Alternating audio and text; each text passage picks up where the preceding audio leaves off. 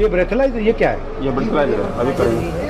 और इसी ड्यूटी हो गया, अब रेडी हो गया। अब मतलब आपको अब पैसा मिलना शुरू हो गया? नहीं, हाँ सर, ड्यूटी मेरी स्टार्ट हो गई। नहीं मतलब मीटर स्टार्ट हो गया। Yes yes sir, yes. बहुत अच्छा लगा, उन्होंने अपनी बात को सीरियसली सुना और आश्वासन दे के गए हैं कि हम इसको पार्लियामेंट में उठाएंगे। हम उम्मीद करते हैं कि इसका जल्द से जल्द सॉल्यूशन हम लोग को मिले।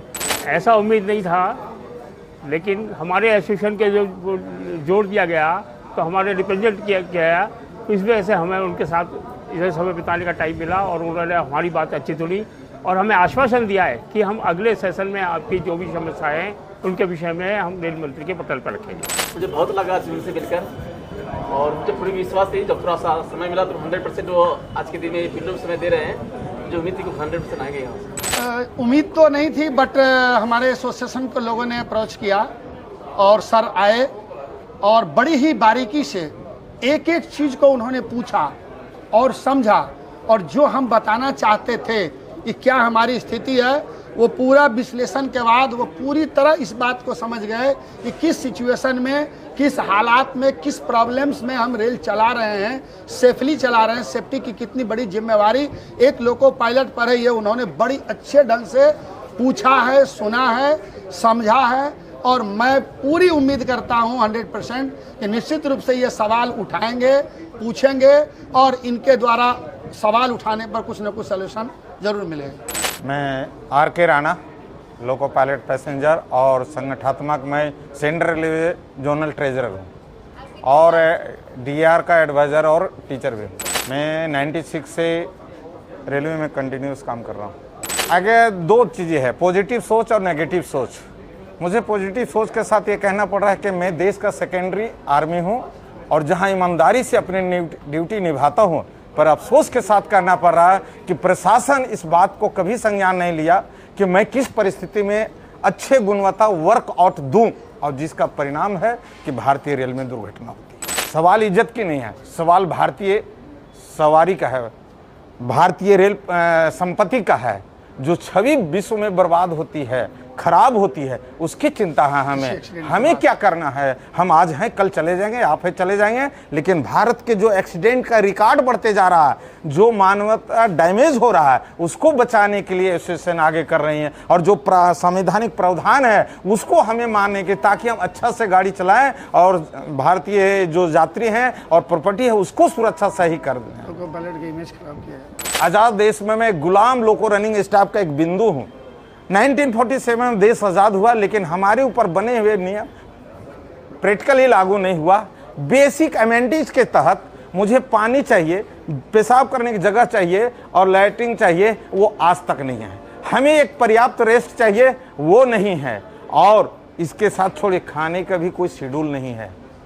और इन सारी चीज़ों को लेकर हम एक प्रयास कर रहे हैं कि हमारी जो आने वाले जनरेशन और देश का जो एक रिकॉर्ड बनना है कि हमें भारत को विकसित करना है, इसके लिए बेसिक सुविधा लोको रनिंग स्टाफ एसोसिएशन को देना होगा, ताकि हमारे पीछे चलने वाले हजारों यात्री एक सुखी रहें, घर से निकले सुरक्षित भी रहें, घर से निकले तो जहां मंजिल जाऊं वहां हम पहुंचा सकें उनके। इसी उद्देश्य को लेकर मैं भारत सरकार के साथ, विपक्ष के लोगों के साथ इस बात को कांटेक्ट करके उनसे निवेदन करता हूं कि जो हमारा रेस्ट का प्रावधान है, जो एक शेड्यूल होना चाहिए, वो देने की कोशिश करें, ना कि इस तरह, क्योंकि आगे चल के और दुर्घटना होगी। आपसे एक जानना चाहता हूं, आपके पास 100 आदमी है, आपके पास 20 आदमी चला गया, 80 आदमी बचा, तो उसका वर्क करने का परसेंटेज कितना बढ़ गया? वर्कलोड बढ़ेगा निश्चित रूप। एक नियम के तहत आज रेलवे में यही हो रहा है। मेरे पास लगभग अभी 18,000 निकाल दिया, लेकिन सही रूल लागू किया जाए तो 14 से 15,000 और वैकेंसी बढ़ने की जरूरत। क्यों? 2024 और 25 में लगभग 17,000 रिटायरमेंट है। तो इसको प्लानिंग करने की जो प्रावधान है वो नहीं। बस लोको रनिंग स्टाफ को एक अफसोस के साथ करना हो कि गन्ने की जैसा चूस लिया जाता है और उसका मेडिकल टिकटाइज करके छोड़ दिया जाता है, जो बहुत बड़ी दुर्घटना। ये तो खुद दिनेश त्रिवेदी जी पार्लियामेंट में, रेल मंत्री जो थे दिनेश त्रिवेदी जी, एक सवाल के जवाब में उन्होंने कहा था कि ड्यू टू मैंने ये एंटी क्या बोलते हैं उसको, नेचर वर्किंग, 2000 लोको पायलट प्रति वर्ष मेडिकली डिकैटेगराइज हो जाते हैं, अनफिट हो जाते हैं। चूँकि हमारा प्रत्येक 3 साल 2 साल 55 के बाद 1-1 साल पर मेडिकल होना है। हमारा विजन 6/6 A1 चाहिए, बीपी नॉर्मल चाहिए, शुगर लेवल नॉर्मल चाहिए, हार्ट डिजीज नहीं होनी चाहिए। A1 फिट हम रहेंगे तभी फिर हमको इंजन पे ड्यूटी मिलती है, वरना हमें निकाल दिया जाएगा। तो हम ऑल अलोंग 35 ईयर्स सर्विस करके अपने आप को इस विषम परिस्थिति में, विकट परिस्थिति में अपने आप को A1 फिट रखते हैं और रिटायर करते हैं सकुशल। तो सोचिए हम कितना डेडिकेटेड और कितना हमको अपने आप को ये करना पड़ता है। तो 2000 लोग हमारे तो ऐसे ही निकल जाते हैं इसमें से, इस सर्कमस्टांसेज की वजह से। अगर ये जो सिचुएशन को ये ठीक करें, जो हमारा क्वालिटी रेस्ट है, जो हमारा वर्किंग कल्चर है, जो इन्वायरमेंट है, इस चीज़ को अगर सुधार दें तो 2000 क्यों डिकैटेगराइज होगा।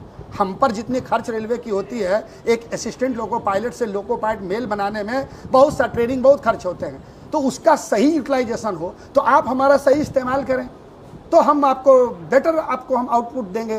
टिल रिटायरमेंट हम अनफिट नहीं होंगे, बिल्कुल सही हम देंगे आपको, शॉर्टेज नहीं होगा। क्योंकि हम अनफिट होकर दूसरे विभाग में चले गए, इतनी वैकेंसी तो ऐसे ही यहाँ क्रिएट हो गई।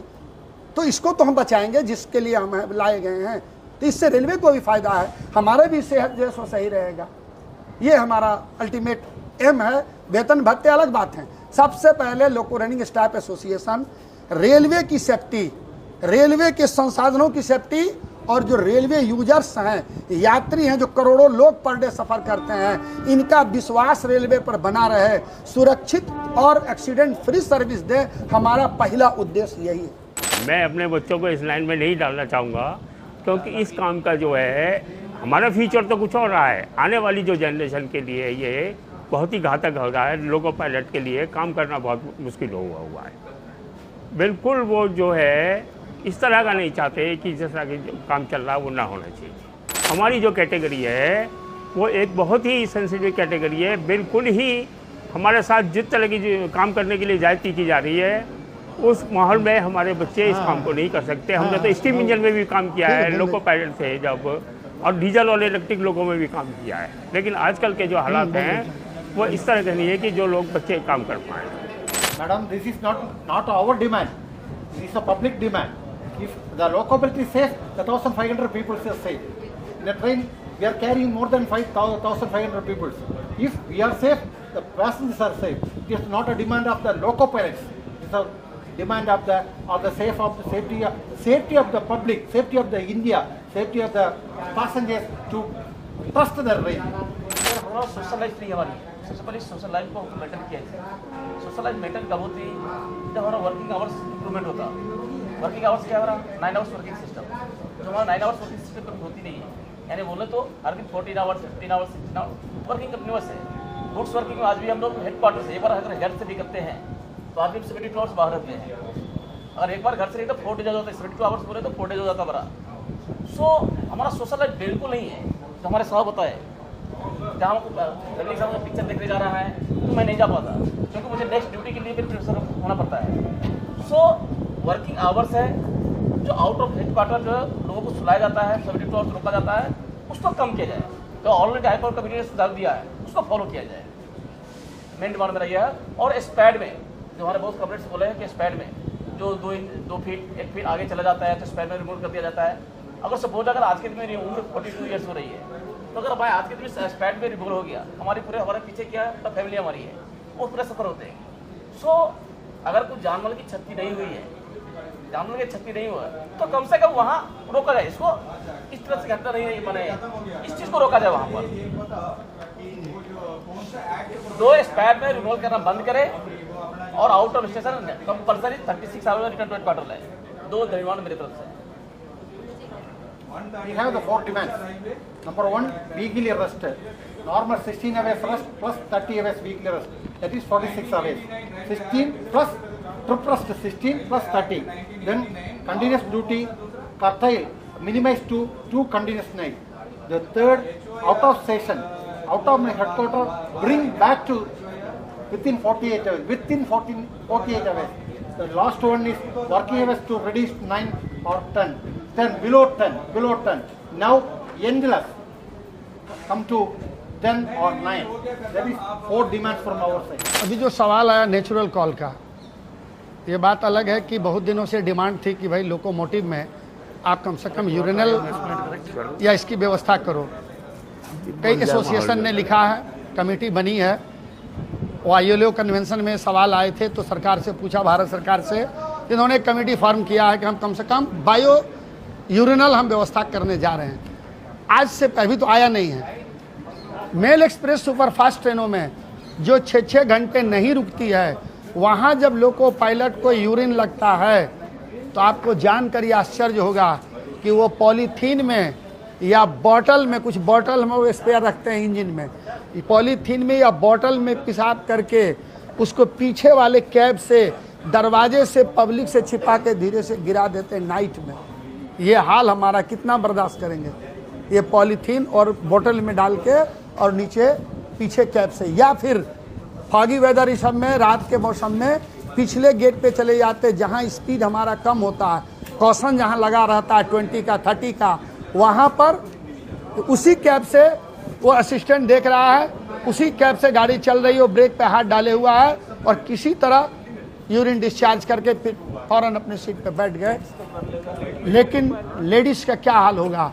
उसके लिए वाकी टाकी पर शर्म के मारे इशारे में लोको पायलट बोलता स्टेशन मास्टर को कि we have lady assistant loco pilot, please allow stoppage of 2 minutes for natural call. बोलना पड़ता है, सारे लोग सुनते हैं, बड़ी शर्म आती है, तब उसको रोका जाता है तो वो जाती है। वरना पानी कम पीती है, वो बहुत कम पानी पीती है कि हमको 4 घंटे के बाद पहुंचना है समस्तीपुर से जयनगर, या बरौनी से हमको पहुंचना है जयनगर। यस, गर्मी हो जाए, कम पानी पी के हम एक ही बार यहाँ से जो फ्रेश होके चले हैं रनिंग रूम से, तो अब हम अगले रनिंग रूम में ही जाएंगे तो फ्रेश होंगे। ये हाल है। ऐसी स्थिति में आप कहते हैं ब्रेन कंसंट्रेट रखो सिग्नल पे। अब आप बताइए कि हमको नेचुरल कॉल, इतना प्रेशर लगा है, इस पर कोई नियंत्रण नहीं है। अब ब्रेन कंसंट्रेट रखो सिग्नल पे, गाड़ी अकॉर्डिंगली ब्रेकिंग होनी चाहिए। तो आप AC नहीं लगा रहे हो, 50% से ज़्यादा लोगों में AC नहीं है। आपकी कमेटी ने कहा कि जाड़े के मौसम में 2 डिग्री सेल्सियस टेम्परेचर लोको कैब में आता है, इतनी कोल्ड हवा आती है खिड़की दरवाजे से, ठंड मार देता है लोको पायलट को। और गर्मी के मौसम में बाहर से 4 to 6 डिग्री टेम्परेचर ज़्यादा। ये कमेटी की रिपोर्ट है, मैं नहीं बोलता हूँ। अगर बाहर 44, अभी दिल्ली में 42-44 था, तो आप चलिए मेरे यहाँ WAG9 ग्रीन कलर का गुड्स मालगाड़ी है, ग्रीन, उसमें आप चलिए 52 degree, more than 50 degree Celsius 55 तक जाता है। उसमें 9 घंटे 10 घंटे एक लोको पायलट कैसे ड्यूटी करता है, ये आप इमेज नहीं कर सकते, कल्पना नहीं कर सकते हैं कैसे रहता है उसमें, और क्या हालत उसकी होती है। वो बेहोश हो जाता है। तबीयत बीच में भी खराब होती होगी? हाँ होती है, बराबर। डॉक्टर कॉल होते हैं, अस्पताल जाता है, कर लेता है, वो करता है, और जो नहीं बर्दाश्त, यस, फौरन इन्फॉर्म करते हैं तो फिर वहाँ पर मेडिकल बुलाया जाता है, एम्बुलेंस वगैरह। वो भी सब जगह तुरंत कहाँ मिलता है। किसी रोड साइड स्टेशन में है, रिमोट एरिया में है, वहाँ से 50 किलोमीटर 40 किलोमीटर दूर कोई अस्पताल है, तो कोई प्राइवेट डॉक्टर वगैरह कोई आए, लाया, दिखाया। कहीं तो मर गए हैं, हार्ट अटैक अचानक हो गया, मर गए हैं। तो इस बार गर्मी में कुछ ऐसा हादसा हुई है? वो तो कई केसेज हर डिवीजन में होते हैं। ये लू लगना, एक बुंदेलखंड एक्सप्रेस में ड्राइवर को हार्ट अटैक हो गया, DDU में आगे निकल गए। अभी एक गार्ड मर गया मेरे ब्रेक में, DDU division, Pandit Deendayal. Bundelkhand express में ड्राइवर को हार्ट अटैक हुआ, वो वही इंजन में मर गया, गाड़ी चलती रही, अब बिल्डिंग तोड़ते हुए कितने हजारों लोग को मार डाली। तो ये भी कंडीशन होता है, मेंटली इतना स्ट्रेस होता है ड्यूटी के दौरान, उसके लिए कोई सॉल्यूशन नहीं निकल पा रहे लोग। अभी जून में एक loco pilot, guard, train manager जिसको बोलते हैं, वो मालगाड़ी में जो वो लोहे के डब्बे में ब्रेक में रहता हो, जो लोहा का घर है उसका, चदरा का, उसमें वो 8 घंटे से ड्यूटी में था और सासाराम से उसको लेके आना था, अंकोड़ा से सासाराम, और मुगल सराय के सिग्नल पर 2 घंटे से मालगाड़ी को रोके रखा गया था। कब उसको लू लगी, कब वो बेहोश हुआ, कब मुंह से उसका गाज उज निकला और वो सीट पे ही रह गया। जब किसी ने देखा और जब तक उसको अस्पताल ले जाया गया, डॉक्टर्स ने उसको मृत घोषित कर दिया और ड्यू टू हिट शॉक, इसके चलते वो मरा है।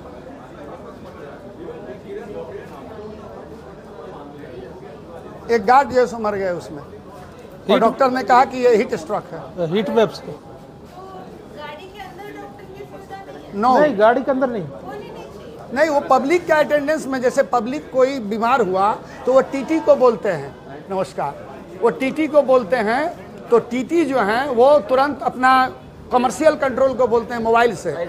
हमारा तो मोबाइल ही बंद रहता, हमारा मोबाइल भी स्विच ऑफ रखना, तो टीटी जो है वो बोलते हैं कमर्शियल कंट्रोल को। Control railway medical assistant station पर उपलब्ध कराता है, वहाँ गाड़ी का 2 मिनट एक्स्ट्रा स्टॉपेज दे के उस पब्लिक को वो रेलवे डॉक्टर अटेंड करते हैं। अगर उसमें लोको पायलट भी है, गार्ड भी कोई तकलीफ है, तो वो भी कंट्रोल को सूचित करेंगे मोबाइल को खोलकर, तो हमको मिलेगा, डॉक्टर आएंगे। ठीक है, बहुत अच्छा लगा आपसे मिलकर।